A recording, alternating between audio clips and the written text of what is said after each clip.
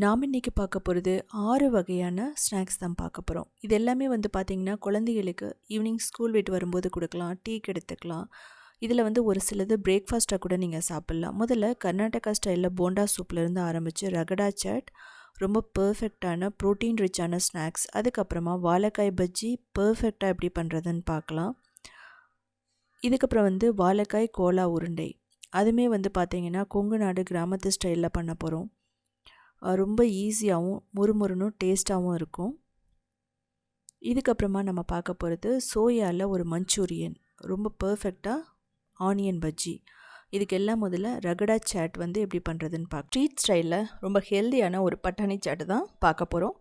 குழந்தைகளுக்கு evening school விட்டு வரும்போது இது கொடுக்கலாம். ஒரு நல்ல எனர்ஜியாக இருக்கும். பிகினர்ஸ்க்கும் பேச்சுலர்ஸ்க்கும் ஈஸியாக இருக்கும். இதுக்கு ஒரு அரை கப் வெள்ளை பட்டாணி எடுத்துகிட்டு ஒரு 3லேருந்து 4 தடவை நல்லா கழுவி எடுத்துக்கணும்.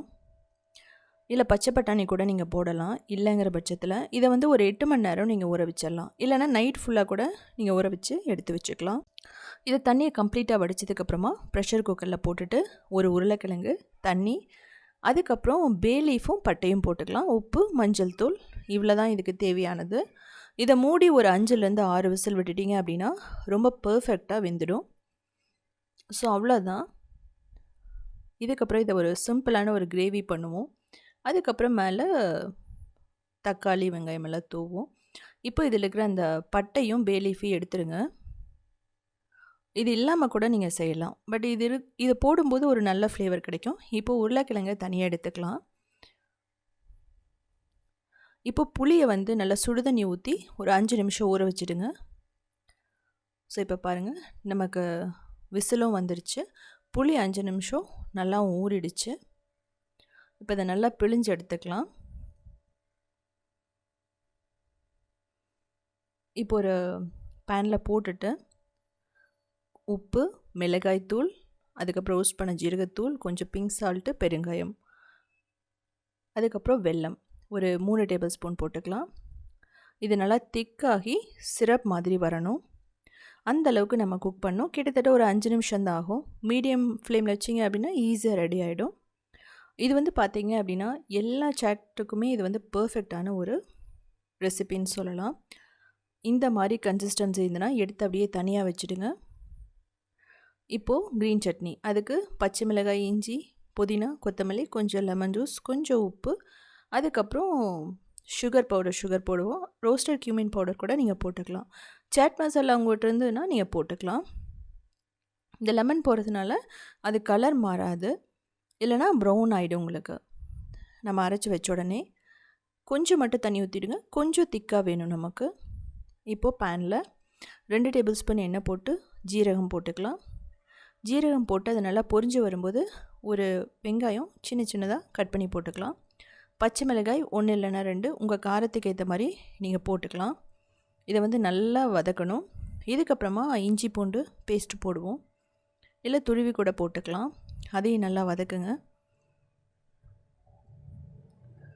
இல்லைனா இஞ்சி பூண்டு பச்சை மிளகாய் கூட நீங்கள் அரைச்சி கூட போட்டுக்கலாம், ஒன்றும் பிரச்சனை இல்லை. இப்போது தக்காளி, ஒரு தக்காளி மட்டும் போடுங்க. அதுவும் பொடி பொடியாக கட் பண்ணி போட்டுக்கலாம். உங்களுக்கு புளிப்பு இன்னும் அதிகமாக வேணும்னா 2 தக்காளி போட்டுக்கலாம். ஆனால் இதுக்கு பழுத்த தக்காளி தான் நீங்கள் போடணும். இல்லை அரைச்சி கூட விழுதாக கூட நீங்கள் போட்டுக்கலாம். இப்போது நம்ம வேக வச்ச உருளைக்கிழங்க அப்படியே கையில் கொஞ்சம் ரஃப்பாக உடச்சி போட்டுருங்க. இப்போது வேக வச்ச வெள்ளை பட்டாணி நல்லா மிக்ஸ் பண்ணணும். நல்லா மேஷ் பண்ணி விட்டுருங்க. பாதி மேஷ் ஆகிருக்கணும், மீதி கொஞ்சம் அப்படியே இருக்கணும். ஸோ இதை நீங்கள் சூடாக தான் சர்வ் பண்ணணும். இந்த கிரேவி பார்த்தீங்க அப்படின்னா சப்பாத்தி, பூரி எல்லாத்துக்குமே பர்ஃபெக்டாக இருக்கும். நமக்கு தேவையான மசாலா அப்படிங்கும்போது மஞ்சள் தூள், மிளகாய் தூள், கொத்தமல்லி தூள், கரம் மசாலா தூள், உப்பு இதெல்லாம் போட்டுக்கலாம். இதை போட்டுட்டு நல்லா மிக்ஸ் பண்ணுங்கள். கிட்டத்தட்ட ஒரு 5லேருந்து 8 நிமிஷம் மசாலாவோடு சேர்த்து அது கொதிக்கணும். தேவைப்பட்டால் நீங்கள் தண்ணி ஊற்றிக்கலாம். ஸோ நல்லா நம்ம மேஷ் பண்ணணும். மிக்சியில் கொஞ்சம் எடுத்து வெள்ளை பட்டாணியை போட்டு கூட நீங்கள் அரைச்சி இதில் ஊற்றலாம். திக்னஸ்க்கு நான் சொல்கிறேன். உருளைக்கிழங்கு இருக்கிறதுனால ஈஸியாக திக்காகிடும். ஒரு நல்ல ஒரு ப்ரோட்டீன் ரிச்சான ஒரு ரெசிபின்னு சொல்லலாம். நம்ம ஸ்ட்ரீட்டில் போயிட்டு கடையில் போயிட்டு வாங்கி சாப்பிட்றத விடவே நல்லா ஹைஜீனாகவும் இருக்கும், ஈஸியாகவும் பண்ணிடலாம். இப்போ ஃபைனலாக கொத்தமல்லி போட்டு லெமன் ஜூஸை பிழிஞ்சு விட்டால் அவ்வளோதான். இதுக்கப்புறம் நீங்கள் அதை குக் பண்ணிகிட்ருக்க வேணாம். நம்ம எல்லாத்தையும் எடுத்து வச்சு அரேஞ்ச் பண்ணி நம்ம சர்வ் பண்ண வேண்டியதுதான்.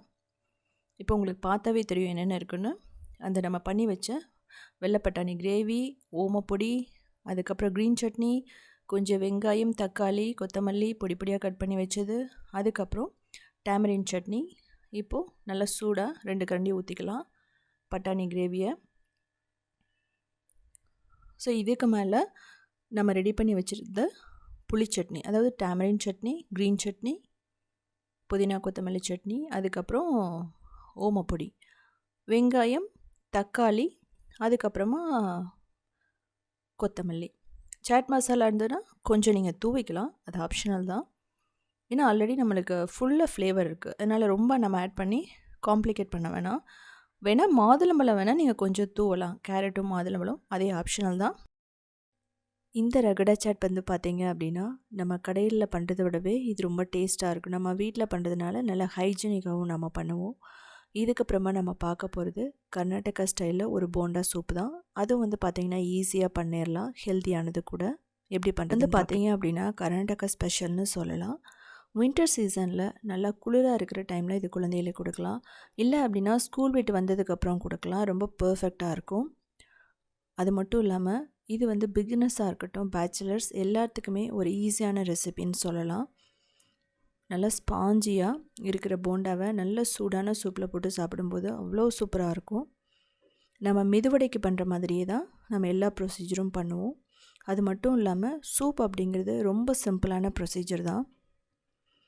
ஸோ உங்களுக்கு பார்த்தா தெரியும் எந்தளவுக்கு ஸ்பாஞ்சினஸோடு இருக்குன்னு. இதுக்கு 1 கப் உளுந்து எடுத்துக்கலாம். இது வந்து 3-4 தடவை நல்லா வாஷ் பண்ணி எடுத்துக்கலாம்.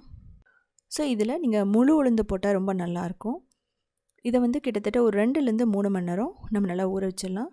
2 மணி நேரமே நமக்கு போதுமானது. ஸோ இதுக்குள்ளே சூப்பு பண்ணிடலாம். அதுக்கு 1/2 கப் பாசிப்பருப்பை நல்லா கழுவிடணும்.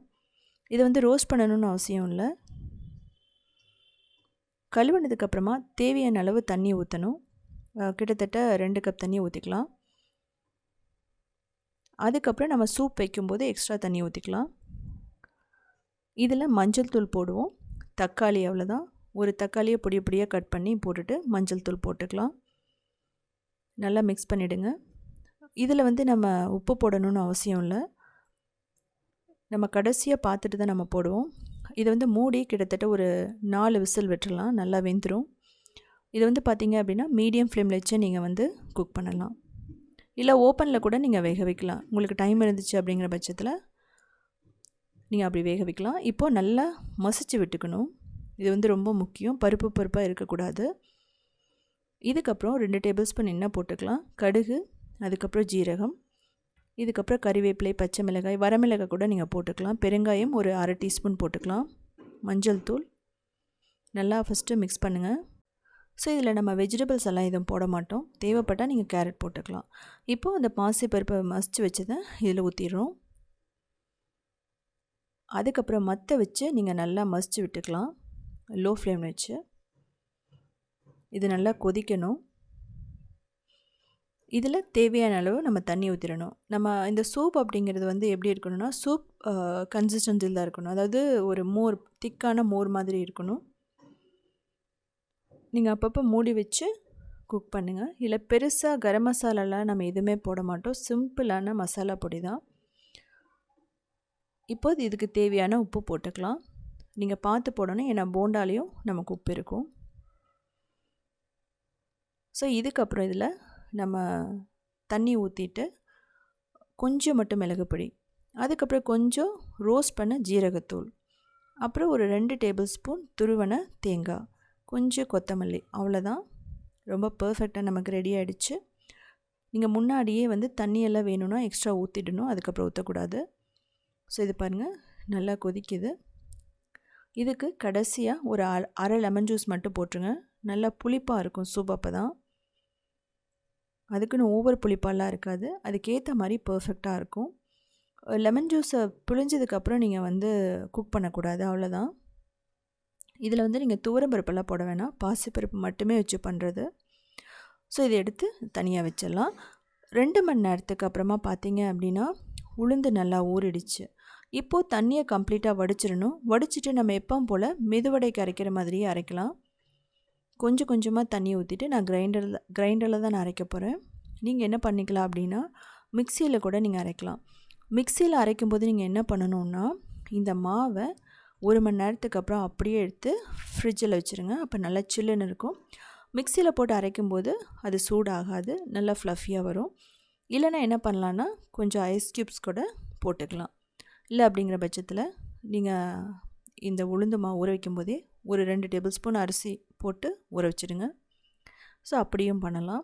இப்போ நம்ம கிரைண்டரில் போடுறதுக்கான ரீசன் என்னென்னா இது அப்படியே பஞ்சு போல் வரும். அது வந்து மிக்சியில் வந்து மேக்ஸிமம் வராது. இது மாதிரி அதை மிதங்கணும் தண்ணியில். அதான் கரெக்டான பதம்னு அர்த்தம். ரொம்ப முக்கியமாக கவனிக்க வேண்டியது நீங்கள் எந்த காரணத்தை கொண்டு தண்ணி ரொம்ப அதிகமாக ஊற்றிடக்கூடாது. உங்களுக்கு எடுத்து பார்க்கும்போதே தெரியும், அப்படியே வந்து போண்டா மாதிரியே விழும். நல்லா ஃப்ளஃபியாகவும் இருக்கும் மாவு. இதில் ஜீரகம், அதுக்கப்புறம் மிளகு, கொஞ்சம் உப்பு மட்டும் போட்டுக்குவோம். ஏன்னா ஏற்கனவே சூப்புலேயே நிறைய ஃப்ளேவர்ஸ் இருக்குது. அதனால இதை நம்ம வந்து எதுவுமே பண்ண வேணாம். தேவைப்பட்ட காரத்துக்கு கொஞ்சம் பச்சை மிளகாய், கறிவேப்பிலை, கொத்தமல்லி கூட போடலாம். பட் அது வந்து ஆப்ஷனல் தான். இதே மாவு வச்சுட்டு நீங்கள் தயிர் வடை பண்ணலாம், அதுக்கப்புறம் ரசம் வடை பண்ணலாம். அது மட்டும் இல்லாமல் மெதுவடை ரொம்ப பர்ஃபெக்டாக இதில் வரும். இதே காம்பினேஷன் தான். நம்மள அரிசி மாவெல்லாம் எதுவும் போட்டுறாதீங்க, இது பர்ஃபெக்டாக இருக்கும். இப்போது நல்ல எண்ணெய் சூடு பண்ணிவிட்டு சின்ன சின்ன போண்டாவாக போட்டும் எடுக்கலாம், இல்லை பெருசாக போட்டும் எடுக்கலாம். ஸோ உங்களுக்கு எந்த மாதிரி விருப்பமோ அந்த மாதிரி போட்டு எடுத்துக்கலாம். எண்ணெய் ரொம்ப முக்கியம். லோ ஃப்ளேமில் இருக்கக்கூடாது, மீடியமில் இருக்கக்கூடாது, ஹை ஹீட்டில் தான் இருக்கணும். நீங்கள் போட்டதுக்கப்புறம் கூட மீடியம் டு ஹையில் வச்சுக்கோங்க. லோ ஃப்ளேமில் போட்டிங்கன்னா அப்சர்வ் பண்ண ஆரம்பிச்சிடும் ஆயிலில். ஸோ உங்களுக்கு பார்த்தா தெரியும், அப்படியே குட்டி குட்டியாக அழகாக வந்திருக்கு. நம்ம இதில் பேக்கிங் சோடாலாம் எதுவுமே போடலை. போடாமையே அவ்வளோ சூப்பராக நம்ம கோல்டன் ப்ரௌனாக வர வரைக்கும் நம்ம ஃப்ரை பண்ணி எடுக்கணும். அப்போ தான் என்ன ஆகுனா மேலே கிறிஸ்பினஸோடு இருக்கும், உள்ளே வந்து பஞ்சு போல் இருக்கும். ஸோ உங்களுக்கு கடைசியாக வந்து காட்டுறேன் உள்ளே வந்து எப்படி இருக்குன்னு சொல்லிவிட்டு. இதுலேயே வந்து பார்த்திங்கன்னா உப்பெல்லாம் போடாமல் அரைச்சிங்க அப்படின்னா நீங்கள் பால் பணியார மாதிரி பண்ணலாம். ஸோ அதுவுமே கூடிய சீக்கிரம் வீடியோ போடுறேன். இப்போ நம்ம எடுத்துட்டோம் ஒரு ஃபஸ்ட்டு பேட்ச்சு. இதை எடுத்து அப்படியே டிஷ்யூ பேப்பரில் போட்டிங்கன்னா எக்ஸ்ட்ரா ஆயில் இதுனா அப்சர்வ் பண்ணிக்கும். ஸோ இப்போ வந்து பார்த்தீங்க அப்படின்னா 2வது பேட்சும் போட்டு எடுக்கிறேன். நான் ஃபஸ்ட்டு வந்து பார்த்திங்கன்னா எலக்ட்ரிக் ஸ்டவ்வில் தான் பண்ணியிருப்பேன். பட் அதில் ஹீட் எனக்கு வரல அப்படிங்கிறதுனால திரும்ப கேஸ் ஸ்டவ்வில் நான் வந்து பண்ணுறேன். நல்லா சூடான எண்ணெயில் போடும்போது நல்லா உப்பி வரும். ஸோ பெரியவங்களுக்கு அப்படிங்கும்போது நீங்கள் பெரிய பெரிய போண்டாவாக போட்டு கொடுக்கலாம். குழந்தைகளுக்கு அப்படிங்கும்போது குட்டி குட்டி போண்டாவாக போட்டால் அவங்களுக்கு சாப்பிட்றதுக்கு ரொம்ப ரொம்ப சூப்பராக இருக்கும். அவங்க நல்லா விருப்பப்பட்டு சாப்பிடுவாங்க. நீங்கள் எண்ணெயில் பொரிக்க விருப்பப்படலை அப்படிங்கிற பட்சத்தில் நீங்கள் பணியாரம் பேனில் கூட நீங்கள் போட்டு எடுக்கலாம். பட் அது வந்து டேஸ்ட் அந்தளவுக்கு இருக்காது. பட் வெயிட் லாஸ்ன்னு போகிறவங்க நீங்கள் அப்படி ட்ரை பண்ணி பாருங்கள். ஸோ பர்ஃபெக்டாக ரெடி ஆகிடுச்சு. இதை டிஷ்யூ பேப்பரில் போட்டுட்டு அதுக்கப்புறம் நீங்கள் சூப்பில் வந்து போடலாம். இப்போது நல்ல சூடான சூப்பை ஒரு பவுலில் ஊற்றிக்கோங்க. அதுக்கப்புறம் போண்டா போட்டுக்கலாம். மேலே கொஞ்சம் தேங்காய், அதுக்கப்புறம் கொத்தமல்லி, அவ்வளோதான். ஸோ இமீடியட்டாக சர்வ் பண்ணலாம். நல்ல டேஸ்ட்டாக இருக்கும். இது வந்து சூப்பே உங்களுக்கு கொஞ்சம் ஆறி போன மாதிரி இருந்துச்சு அப்படின்னா நீங்கள் எக்ஸ்ட்ரா வந்து கொஞ்சம் சூடு பண்ணிவிட்டு கூட நீங்கள் சாப்பிட்லாம், ஒன்றும் பிரச்சனை இல்லை. லெமன் போட்டிருக்கிறதுனால சூப் வந்து கெட்டு போகாது. இந்த போண்டா சூப் பார்த்தீங்க அப்படின்னா ரொம்ப பர்ஃபெக்டாக மழை காலத்துக்கும் நல்லாயிருக்கும். அதுக்கப்புறம் குளிர்காலத்துக்கும் நமக்கு சூப் சாப்பிட்றதுக்கு நல்லாயிருக்கும். இதை வந்து பிரேக்ஃபாஸ்ட்டாக எடுத்துக்கலாம், டின்னராக எடுத்துக்கலாம், ஈவன் லஞ்சுக்கு கூட நீங்கள் சாப்பிட்லாம். ரொம்ப பர்ஃபெக்டான ஒரு ப்ரோட்டீன் ரிச்சான ஒரு ரெசிபின்னு சொல்லலாம். வெயிட் லாஸ் அப்படின்னு போகும்போது நீங்கள் எடுத்துக்கலாம். நீங்கள் வந்து ஃப்ரை பண்ணுறதுக்கு பதிலாக நீங்கள் என்ன பண்ணலான்னா பணியாரம் பேனில் பண்ணலாம் வெயிட் லாஸ்ன்னு போகும்போது. பட் இது வந்து ஆயில் அப்சர்வ் பண்ணாது. ஸோ அதனால் நீங்கள் வந்து ஈஸியாக சாப்பிட்லாம். இது வந்து பார்த்திங்க அப்படின்னா பெஸ்ட்டு வந்து குழந்தைகளுக்கு ரொம்ப ரொம்ப ரொம்ப ரொம்ப ஒரு ஈஸியான ஸ்நாக்ஸ்ன்னு சொல்லலாம். இதுக்கப்புறம் வாழைக்காய் பஜ்ஜி பர்ஃபெக்டாக எப்படி பண்ணுறதுன்னு பார்க்கலாம். குழந்தைங்க ஸ்கூல் விட்டு வரும்போது கொடுக்கலாம். பேச்சுலர்ஸ், பிகினர்ஸ் எல்லாத்துக்குமே இது பர்ஃபெக்டான ரெசிபின்னு சொல்லலாம். மழைக்கு வந்து பார்த்திங்கன்னா அவ்வளோ சூப்பராக இருக்கும்.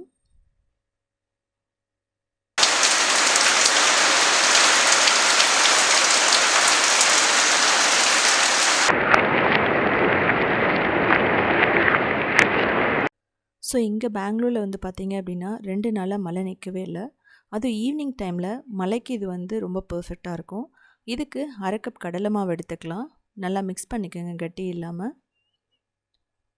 இதுக்கப்புறமா 2 டேபிள் ஸ்பூன் அரிசி மாவு, அதுக்கப்புறம் இஞ்சி பூண்டு விழுது, உப்பு, அதுக்கப்புறம் மிளகாய்த்தூள், மஞ்சள் தூள், கொஞ்சம் பெருங்காயம் போட்டுக்கலாம். முதல்ல நல்லா மிக்ஸ் பண்ணிக்கலாம். இஞ்சி பூண்டு போகிறதுக்கான ரீசன் கேஸ்ட்ரிக் ப்ராப்ளம் வராமல் இருக்கும். இதுக்கப்புறமா வந்து பார்த்திங்க அப்படின்னா ஒரு 3 டேபிள் ஸ்பூன் இட்லி மாவு, நல்லா புளிச்ச இட்லி மாவு போட்டிங்கன்னா அந்த பஜ்ஜி ரொம்ப நல்லாயிருக்கும். இது கொங்கு நாடு கிராமத்தில் பண்ணுறது.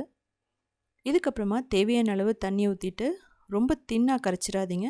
ஓரளவுக்கு இது திக்காக இருக்கணும். அதே சமயம் எடுத்து ஊற்றும்போது நல்ல ஒரு ஃப்ளோ வரணும். கட்டி இருந்துச்சு அப்படின்னா பஜ்ஜி நல்லா இருக்காது. ஸோ அதனால் நீங்கள் சலிச்சு கூட போடலாம் டைம் இருந்துச்சுன்னா. இல்லைனா விஸ்க் வச்சு நீங்கள் மிக்ஸ் பண்ணிங்கன்னாவே போதும், எல்லாமே உடஞ்சிடும் பர்ஃபெக்டாக. இதுக்கப்புறம் வந்து பார்த்திங்க அப்படின்னா கொஞ்சம் மட்டும் நம்ம பேக்கிங் சோடா போடுவோம். அது வந்து பார்த்திங்க அப்படின்னா ஒரு நல்ல ஃப்ளஃபியாக கிடைக்கும். அதனால் 1/4 டீஸ்பூன் மட்டும் போடுங்க. அப்படி இல்லைனா ஈனோ கூட நீங்கள் போடலாம். நல்லா மிக்ஸ் பண்ணிக்கலாம். ஸோ இதெல்லாம் வேணாம் அப்படிங்கிற பட்சத்தில் நீங்கள் ஒரு 1/4 கப் இட்லி மாவு போட்டாவே ரொம்ப பர்ஃபெக்டாக இருக்கும். நீங்கள் பேக்கிங் சோடா போட வேண்டியதில்லை. ஸோ நமக்கு மாவு ரெடி ஆகிடுச்சு. ஸோ இதை அப்படியே தனியாக எடுத்து வச்சிடலாம். இந்த மாதிரி இருந்தால் பர்ஃபெக்டாக இருக்கும். இதுக்கப்புறமா வாழைக்காய், நம்ம வந்து ஒரு வாழைக்காயில் தான் போட போகிறோம். இதை நல்லா வாஷ் பண்ணிவிட்டு அந்த தோல் எடுத்துருங்க. நம்ம தோட்டத்தில் நம்ம வந்து காய்ச்ச வாழைக்காய் இருந்தால் நீங்கள் தோலோட கூட போடலாம். இது வந்து பார்த்திங்க அப்படின்னா இது தோல் எடுக்கும்போதே கொஞ்சம் ஒரு பிளாக் ஆக ஆரம்பிக்கும். ஸோ இம்மீடியட்டாக நீங்கள் என்ன பண்ணலாம் அப்படின்னா அதை வந்து ஸ்லைஸ் பண்ணி போட ஆரம்பிச்சிடணும். ரொம்ப நேரம் நீங்கள் வாழைக்காயை கட் பண்ணிவிட்டு வச்சுருக்காதீங்க. அப்படி இல்லைங்கிற பட்சத்தில் நீங்கள் கொஞ்சம் ஒரு பவுலில் தண்ணி வச்சு அதில் கூட வாழைக்காயை போட்டுடலாம். ஸ்லைஸ் பண்ண வாழைக்காயை போட்டுட்டு நல்லா தொடச்சி எடுத்துகிட்டு பண்ணலாம். ஆனால் அப்படியெல்லாம் டைம் இல்லை, இம்மீடியட்டாக போடணுங்கும்போது நீங்கள் வேகமாக செஞ்சிடணும். இந்த எட்ஜஸில் இருக்கிறதையும் எடுத்துருங்க. ஏன்னா குழந்தைங்க சாப்பிடும்போது கொஞ்சம் நாராக வரும், அதுக்காக தான். ஸோ பாருங்கள், இந்த ஸ்டேஜில் எந்தளவுக்கு உங்களால் தின்னாக கட் பண்ண முடியுமே பண்ணிக்கலாம். கொஞ்சம் திக்காக பிடிக்கும்னு சொல்லினா கொஞ்சம் திக்காக கூட நீங்கள் போட்டு எடுத்துடலாம். ஸோ இதே மாதிரி நான் என்ன பண்ணியிருக்கேன்னா உருளைக்கிழங்குலையும் பீர்க்கங்காயிலையும் நான் வீடியோ போட்டிருக்கேன். கொங்கு நாடு கிராமத்தில் ரொம்ப சூப்பராக இருக்கும். அதாவது பீர்க்கங்காய் பஜ்ஜியுமே நீங்கள் அதையும் போய் செக் பண்ணிக்கலாம். ஸோ ரவுண்டாகவும் போட்டிருக்கேன், நீள்வாக்குலேயும் நான் கட் பண்ணி போட்டிருக்கேன். உங்களுக்கு பார்த்தாவே தெரியும். அப்படி இல்லைனா கூட நீங்கள் டீ கடையில் வந்து ஸ்லைஸ் பண்ணுவாங்க அந்த உருளைக்கிழங்கெல்லாம். ஸோ அதில் வச்சு கூட நீங்கள் ஸ்லைஸ் பண்ணி எடுத்துக்கலாம். இந்த மாதிரி இருந்தால் பர்ஃபெக்டாக இருக்கும். ஸோ இதுக்கப்புறம் அந்த மாவில் டிப் பண்ணணும். நல்லா டிப் பண்ணிவிட்டு எல்லா இடத்துலையும் கரெக்டாக கோட் ஆகுதான்னு சொல்லிட்டு பார்த்துட்டு அதுக்கப்புறம் அந்த எக்ஸ்ட்ரா மாவு மட்டும் லைட்டாக ஸ்ப்ரிங்கிள் பண்ணிங்கன்னா விழும். அதுக்கு மேலே நீங்கள் ஸ்ப்ரிங்கிள் பண்ண வேணால், எல்லா மாவுமே வந்து விழுந்துடும். ஸோ இந்த ஸ்டேஜில் நல்ல சூடான எண்ணெயில் போட்டுட்டு ஃப்ரை பண்ணி எடுக்கணும். எண்ணெய் அப்படிங்கிறது வந்து பார்த்திங்கன்னா நான் சன்ஃப்ளவர் ஆயில் யூஸ் பண்ணியிருக்கேன். உங்களுக்கு தேங்காய் எண்ணெய், கடலெண்ணெய் எல்லாமே நல்லா தான் இருக்கும். மீடியம் ஃப்ளேமில் வச்சிடாதீங்க. லோ மீடியமில் வச்சா ஆயில் அப்சர்வ் பண்ணிவிடும், உள்ளே வேகாது. அதனால நம்ம நல்லா சூடான எண்ணெயில் போட்டுட்டு மீடியம் டு ஹையில் வச்சுட்டு தான் நான் ஃப்ரை பண்ணி எடுக்கணும். போட்ட உடனே உப்பி வந்துருச்சுன்னு சொல்லிவிட்டு வாழைக்காய் பஜ்ஜி எடுத்தீங்க அப்படின்னா சொதன்னு ஆகிடும். ஸோ கொஞ்சம் நேரம் நல்லா கிறிஸ்பியாக இருக்கணும். அப்படி இருந்தால் மட்டும்தான் உங்களுக்கு ரொம்ப நேரத்துக்கு கொஞ்சம் கிறிஸ்பினஸும் இருக்கும், உள்ள சாஃப்ட்னஸ் இருக்கும். இட்லி மாவு போடுறதுனால என்ன ஒரு நல்ல விஷயம் அப்படின்னா இட்லி மாவோட டேஸ்ட் உங்களுக்கு தெரியாது. அந்த பஜ்ஜியில் அந்த சாஃப்ட்னஸ் இருக்கும். அதுலேயே அரிசி மாவு மிக்ஸ் பண்ணி இருக்கிறதுனால நல்ல கிறிஸ்பினஸும் இருக்கும். ரொம்ப நேரத்துக்கு அந்த நல்ல உப்பலான பஜ்ஜி இருக்கும். ஸோ 2 பக்கம் திருப்பி போட்டுட்டு கிட்டத்தட்ட ஒரு 4லேருந்து 5 நிமிஷம் நல்லா ஃப்ரை பண்ணி எடுத்துடலாம். ஏன் அப்படின்னா உள்ளே வாழைக்காய் வேகணும், அது ரொம்ப முக்கியம். ஸோ இதே மாதிரியே நீங்கள் அடுத்த செட்டும் ஃப்ரை பண்ணி எடுத்துடலாம். ஸோ நான் 2மே வந்து ஃப்ரை பண்ணுறதை காட்டியிருக்கேன். உங்களுக்கு கரெக்டான பதமாக இருந்துச்சு அப்படின்னா இந்த வாழைக்காய் பஜ்ஜி வந்து வெடிக்காமல் ஆயில் அப்சர்வ் பண்ணாமல் நல்லா வரும். ஸோ இதே மெத்தடில் தான் வந்து பார்த்தீங்க அப்படின்னா பழம்பொரி, கேரளா ஸ்டைல் பழம்பொரியும் போடுவாங்க. அது வந்து கடலை மாவு 1 டேபிள் ஸ்பூன், மைதா வந்து ஒரு கப் போட்டுட்டு, அரிசி மாவு, கொஞ்சம் எள்ளு, 2 டேபிள் ஸ்பூன் சுகர் போட்டும் போடுவாங்க. பேக்கிங் சோடா போட்டு, அப்படி இல்லைங்கிற பட்சத்தில் ஈஸ்ட் வந்து ஒரு 1/2 டீஸ்பூன் போட்டும் பண்ணுவாங்க. ஸோ அதே மாதிரி தான் அது வந்து ஸ்வீட்டாக இருக்கும். இதுலேயே மசாலாலாம் கரம் மசாலாலாம் போட்டு கூட பண்ணலாம். கரம் மசாலா, கொத்தமல்லி, கருவேப்பிலை போட்டு கூட நீங்கள் பஜ்ஜி வந்து பண்ணலாம். ஸோ நமக்கு பர்ஃபெக்டாக ரெடி ஆகிடுச்சு. ஆயில் எதுவுமே அப்சர்வ் பண்ணல. நம்ம டீக்கோ சட்னியோடையோ எடுத்துக்கலாம். குழந்தைகளுக்கு ஈவினிங் ஸ்நாக்ஸாக கூட நம்ம கொடுக்கலாம். இந்த வாழைக்காய் பஜ்ஜி பார்த்தீங்க அப்படின்னா ரொம்ப நேரத்துக்கு அப்படியே ஃப்ளஃபியாகவும் நல்லா சாஃப்டாகவும் இருக்கும். இது வந்து குழந்தைகளுக்கு வந்து கொடுக்கும்போது சட்னி இல்லை அப்படின்னா வந்து க்ரீன் சட்னியோடு கொடுக்கலாம். ரொம்ப விரும்பி சாப்பிடுவாங்க. நம்ம வீட்லேயே போடுறதுனால எந்த ஒரு ஆர்டிஃபிஷியல் கலரும் இல்லாமல் போட்டு கொடுக்கலாம். இதுக்கப்புறம் நம்ம பார்க்க போகிறது கொங்குநாடு கிராமத்து ஸ்டைலில் வாழைக்காய் கோலா. நல்லா கிறிஸ்பியாக இருக்கும். அது மட்டும் இல்லாமல் உள்ளே வந்து சாஃப்டாக இருக்கும். இது வந்து பார்த்தீங்க அப்படின்னா குழந்தைக்கு ஈவினிங் ஸ்கூல் விட்டு வரும்போது கொடுக்கலாம். இல்லை ஸ்நாக்ஸாக கூட நீங்கள் கொடுத்து விடலாம். ரொம்ப ரொம்ப டேஸ்ட்டாக இருக்கும். உங்களுக்கு உள்ளே பார்த்தா தெரியும் எப்படி இருக்குன்னு. ஒரு பிகினர்ஸ்க்கு பர்ஃபெக்டான ரெசிபின்னு சொல்லலாம். இன்ஸ்டண்ட்டாக வந்து ஏதாவது தேவைப்படுது அப்படின்னா குளிர்காலத்தில் இது செய்யலாம். இதுக்கு ஒரு வாழைக்காய் எடுத்துக்கலாம். எடுத்துகிட்டு நல்லா வாஷ் பண்ணிவிடுங்க. அதுக்கப்புறமா நம்ம எஜஸ் எல்லாம் ரிமூவ் பண்ணிவிட்டு சின்னதாக நம்ம கட் பண்ணிக்கலாம், ஸ்லைஸ் பண்ணிக்கலாம். இல்லை அப்படியே கூட நீங்கள் ப்ரெஷர் குக்கரில் வேக வைக்கலாம். நான் வந்து இதை ஸ்டீம் பண்ண போகிறேன். 2 மெத்தடுமே வந்து பர்ஃபெக்டாக இருக்கும். இது வந்து ஒரு 10 நிமிஷத்துக்கு வேக வச்சு எடுத்தால் பர்ஃபெக்டாக ரெடி ஆகிடும். அதுக்கப்புறம் கொஞ்சம் ஆறுனதுக்கப்புறமா நம்ம என்ன பண்ணலான்னா அதனோட தோலெல்லாம் எடுத்துடலாம். இதை ஆற வச்சுட்டு பண்ணிங்க அப்படின்னா கோலா உருண்டை ரொம்ப ஆயிலை வந்து அப்சர்வ் பண்ணாது. இது ரொம்ப ரொம்ப முக்கியம். கிட்டத்தட்ட நான் அப்படியே வந்து வேக வச்சுட்டு ஒரு 1 மணி நேரத்துக்கு விட்டுட்டேன். நல்லா ஆறிடுச்சு. அதுக்கப்புறம் நமக்கு தோல் எடுக்கிறதுமே ஈஸி தான். ஸோ நம்ம எப்போவுமே வந்து செய்கிற மாதிரி தான். இப்போ உருளைக்கிழங்கு போண்டா அப்படிங்கும்போது கொஞ்சம் நீங்கள் வேக வச்சுட்டு விட்டுட்டிங்கனாவே அந்த ஸ்டிக்கினஸ் இருக்காது, நமக்கு ஆயில் அப்சர்வ் பண்ணாது. அதுக்கு தான் சொல்கிறோம். ஸோ இப்போ வந்து நம்ம இதை கட் பண்ணி அப்படியே வச்சிடலாம். பொட்டுக்கடலை 1/4 கப் போட்டுட்டு நல்லா ஃபைன் பவுடரை அரைச்சி அதை ஒரு பவுலில் எடுத்து வச்சுக்கலாம். இதுக்கப்புறம் வெங்காயம், இஞ்சி, பூண்டு, தேங்காய், சோம்பு, பட்டை, கறிவேப்பிலை, கொத்தமல்லி, வரமிளகாய், பச்சை மிளகாய் இதெல்லாம் போட்டுட்டு கரகரப்பாக அரைச்சிக்கலாம். அதுக்கப்புறம் வேக வச்ச வாழைக்காய், உப்பு போட்டுட்டு தண்ணியே ஊற்றாமல் கரகரப்பாக அரைச்சி எடுத்து வச்சுக்கலாம். இப்போ நமக்கு எல்லாம் பர்ஃபெக்டாக ரெடி ஆகிடுச்சு. இப்போது பொட்டுக்கடலை பவுடரில் இதை போட்டுட்டு நல்லா மிக்ஸ் பண்ணுங்கள். இது வந்து மிக்ஸ் பண்ணுறதுக்கு 1 நிமிஷம்தான் ஆகும். ரொம்ப டைம் எடுத்துக்காது. இது ப்ரிப்பேர் பண்ணுறதுக்குன்னு பார்த்தீங்கன்னா 5 நிமிஷம்தான்.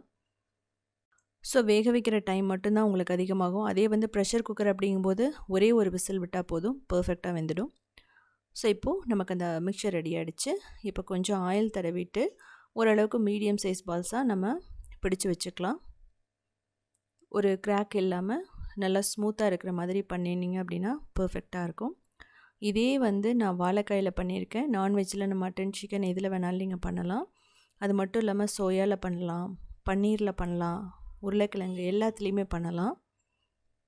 இதே மசாலா தான். இப்போ தேவையான அளவு சன்ஃப்ளவர் ஆயில் ஊற்றிக்கலாம். உங்களுக்கு எந்த எண்ணெய் பிடிக்குதோ அதை போட்டுக்கலாம்.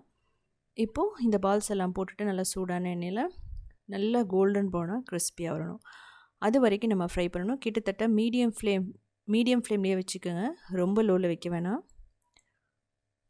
ரொம்ப ஹீட் அதிகமாக இருக்கிற மாதிரி இருந்ததுனா வேணால் நீங்கள் கொஞ்சம் சூடை கம்மி பண்ணிவிட்டு அதுக்கப்புறம் ஃப்ரை பண்ணலாம். ஸோ இந்த மாதிரி மெத்தடில் நீங்கள் பண்ணும்போது உங்களுக்கு ஆயில் அப்சர்வ் பண்ணாது. யூஸ்வலாக கோலா உருண்டை அப்படிங்கிறது நம்ம பொட்டுக்கடலை எல்லாம் போடும்போது கொஞ்சம் ஆயில் அப்சர்வ் பண்ணும். அது எதனாலனா அந்த உருண்டை ரொம்ப லூஸாக இருந்துச்சுன்னா உங்களுக்கு ஆயில் அப்சர்வ் பண்ணும். கரெக்டான பதத்தில் இருந்தது அப்படின்னா நமக்கு ஆயில் எல்லாம் இது குடிக்காது. உங்களுக்கு பார்த்தாவே தெரியும். ஊற்றின ஆயில் வந்து அப்படியே தான் இருக்கும். இது வந்து ஆயிலில் ஃப்ரை பண்ண உங்களுக்கு பிடிக்கலங்கிற பட்சத்தில் நீங்கள் பேக் பண்ணலாம். இல்லைனா ஏர் ஃப்ரையரில் கூட நீங்கள் ஃப்ரை பண்ணலாம். இல்லை அப்படின்னா ரொம்ப சிம்பிளான மெத்தட் சொல்கிறேன். நீங்கள் பணியாரம் கல்லில் கொஞ்சம் ஆயில் ஊற்றிட்டு இதை போட்டு ஃப்ரை பண்ணி எடுக்கலாம். ஆனால் என்ன அப்படின்னா நம்ம ஆயிலில் ஃப்ரை பண்ணுறது ஒரு டேஸ்ட் வரும். பட் ஏர் ஃப்ரையரில் பண்ணுறது, பேக்கிங் பண்ணுறது இதெல்லாமே வந்து டேஸ்ட்டு கொஞ்சம் மாறும், அவ்வளோதான். இதை வந்து நம்ம டைரெக்டாக அப்படியே சாப்பிட்றதா. இதோட எதுவும் சட்னி எல்லாம் எதுவுமே தேவையில்லை. உங்களுக்கு வந்து இது மீதி ஆகிடுச்சு, நீங்கள் நிறையா செஞ்சிட்டிங்க அப்படின்னா அதுக்கு வந்து பார்த்திங்கன்னா ரெசிபி இருக்குது. நான் உத்தமி கிச்சனில் போட்டிருக்கேன். கிரேவியாக பண்ணிடலாம். இல்லை அப்படிங்கிற பட்சத்தில் ஏதாவது பிரியாணி பண்ணிங்கன்னா அதில் இந்த உருண்டைகளை நீங்கள் போட்டுடலாம். இல்லைனா உங்களுக்கு வடைக்கறி மாதிரி கூட நீங்கள் பண்ணலாம். நல்லா மசாலா குருமா வச்சுட்டு லைட்டாக உடச்சி போட்டிங்கனாவே பர்ஃபெக்டாக ரெடி ஆகிடும். இது வந்து தயிர்லேயும் போடலாம், கோலா உருண்டை, அதுவுமே நல்லாயிருக்கும். ஸோ இதே மாதிரி நிறைய ரெசிபிஸ் வேணும்னா நீங்கள் உத்தமி கிச்சனை ஃபாலோ பண்ணலாம். அது மட்டும் இல்லாமல் க்ரியேட்டிவ் வேர்ல்டுன்னு சொல்லிட்டு இன்னொரு சேனல் இருக்குது. அதுலேயும் 1900 ரெசிபிஸ் போட்டிருக்கோம். அது மட்டும் இல்லாமல் சவுத் இண்டியன் ஃபுட்ஸ்.inங்கிற வெப்சைட்டை கிட்டத்தட்ட ஒரு 14 இயர்ஸாக ரன் பண்ணுறோம். 8000 ரெசிபிஸ், ஸ்டெப் பை ஸ்டெப் ஃபோட்டோஸும் இருக்குது, ப்ளஸ் வீடியோஸும் இருக்கும். ஸோ பார்த்துட்டு கமெண்ட் பண்ணுங்கள். அது மட்டும் இல்லாமல் இது உங்களுக்கு எப்படி வந்துச்சுன்னு சொல்லிட்டும் கமெண்ட் பண்ணுங்கள். ஸோ உங்களுக்கு காட்டுற உள்ள எப்படி இருக்குன்ட்டு.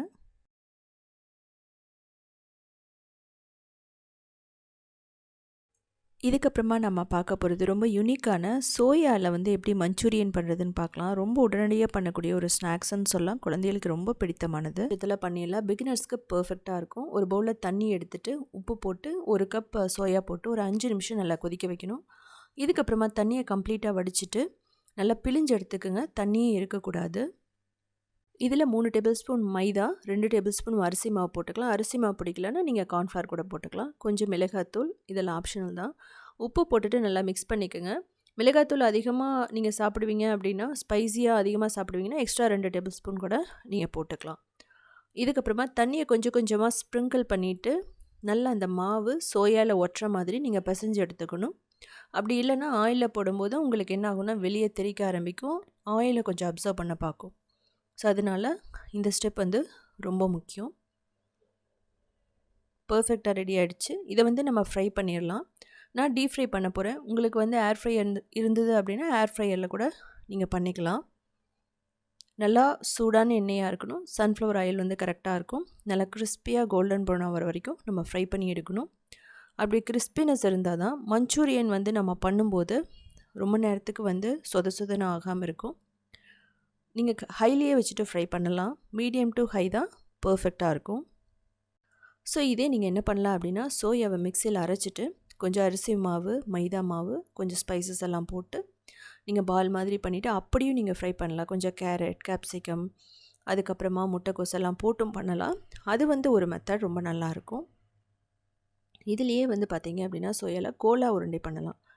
பொட்டுக்கடலை, அதுக்கப்புறம் சோம்பு, பட்டையெல்லாம் போட்டு அதுவுமே வந்து பார்த்திங்கன்னா நமக்கு குஸ்கா பிரியாணிக்கு ரொம்ப நல்லாயிருக்கும்.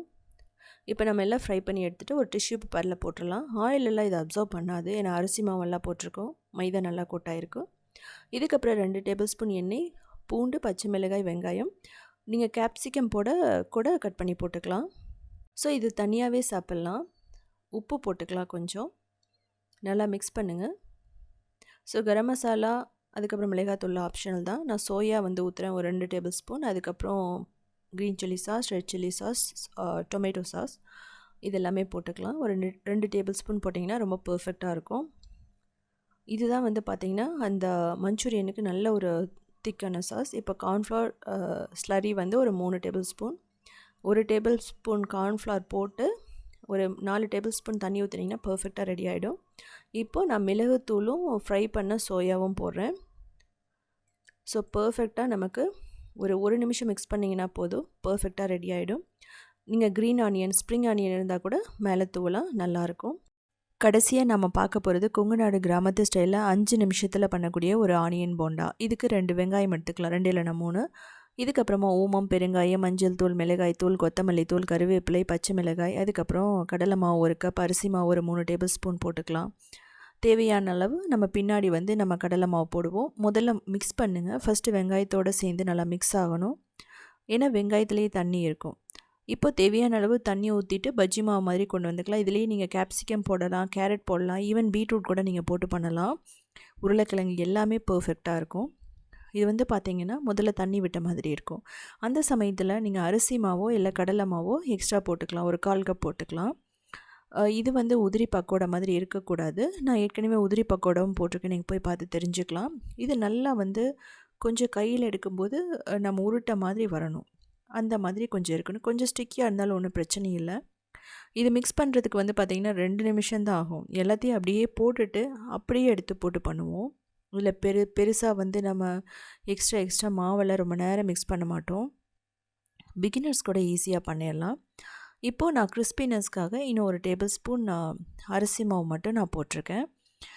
போட்டுட்டு நம்ம நல்ல சூடான எண்ணெயில் போட்டு ஃப்ரை பண்ணி எடுக்க போகிறோம். இதுக்கு ஒரு ஷேப்புன்னு கிடையாது, ரேண்டமாக நீங்கள் கையில் எடுத்து போடுறது தான்.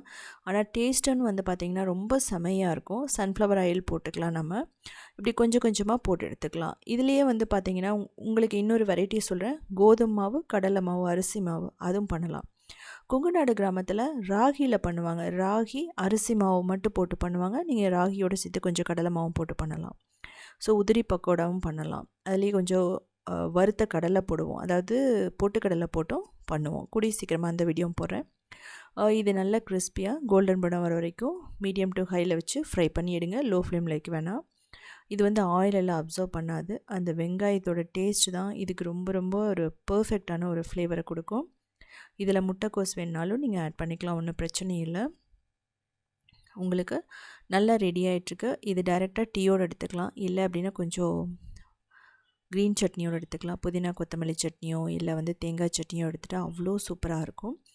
இது வந்து எடுத்தோடனே நம்ம அப்படியே சூடாக சாப்பிட்லாம். இல்லை உங்களுக்கு மீதி ஆகிடுச்சு அப்படிங்கிற சமயத்தில் கொஞ்சம் தயிர் கடலை மாவு போட்டு மிக்ஸ் பண்ணிவிட்டு தாளித்து விட்டுட்டு, வெந்தயம் கறிவேப்பிலை வெங்காயமெல்லாம் தாளித்து விட்டுட்டு அந்த தயிர் கடலை மாவு மிக்சர் வந்து போட்டிங்க அப்படின்னா, அதுக்கப்புறம் ஒரு 5 நிமிஷம் கொதிச்சதுக்கப்புறம் இதை போட்டிங்கன்னா ஒரு சிம்பிளான கிரேவி ரெடி ஆகிடும்.